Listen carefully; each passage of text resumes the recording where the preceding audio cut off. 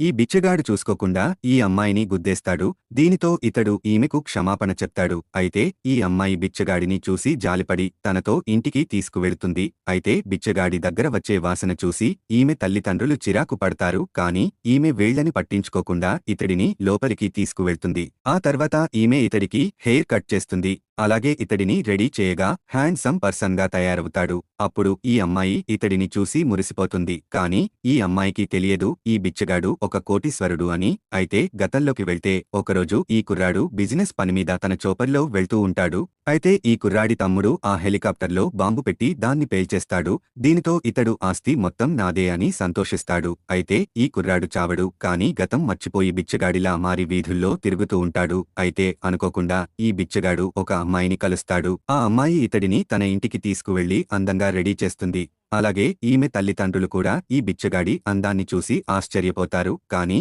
ఈ అమ్మాయి తండ్రికి కోపం వస్తుంది.